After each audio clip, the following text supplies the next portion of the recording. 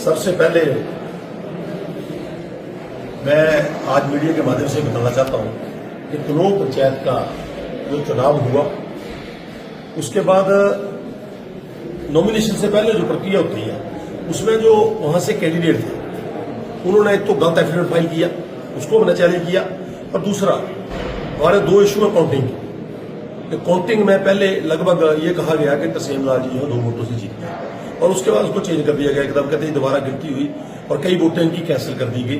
तो हमने उसके लिए आज हम एसडीएम साहब से मिले हैं, उनसे हमने बात की है, उनके पास एप्लीकेशन भी हमने वकील के माध्यम से दी है और सोमवार को हम रिट भी पिटीशन करेंगे, क्योंकि उनसे मेरी बात हुई, वो कहते हैं कि रिट पिटीशन करनी पड़ेगी।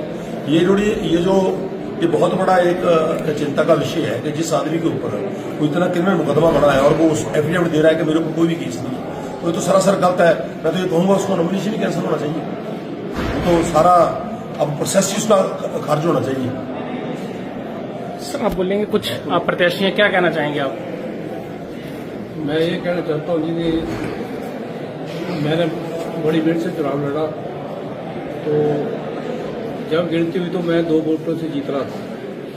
तो जो स्टाफ था उनको बार बार फोन आ रहे थे और वो बोल रहे थे कि सरकार का बहुत दबाव है, तो उन्होंने 2 वोटें मेरी गुम कर दी और फिर ऐसे किया कि उससे पहले मैंने 2 बार गिनती की उन्होंने। तो उन्होंने क्या किया कि वो पहले वो गिनती 550 वोट और 552 वोट मेरी हो गई और उसकी दूसरे कैंडिडेट की 550 थी, तो मैं 2 वोटों से जीत रहा था। तो उन्होंने कहा कि वो 2 वोटों में पहले कार हट्टी गुम कर दी साहब ने। उसके बाद दोबारा जब उन्होंने कहा कि अब टॉस होगा, तो टॉस लगे करने, तो उन्होंने टॉस को भी इनकार कर दिया दूसरी पार्टी ने। तो जब उतने में लगे कहने कि दोबारा एक बार गिनती फिर करो, एक बंडल से पता नहीं कब उन्होंने वोटें निकाल 2 बार गिनती की थी अब उन्होंने, तो पूरी वोटें थी।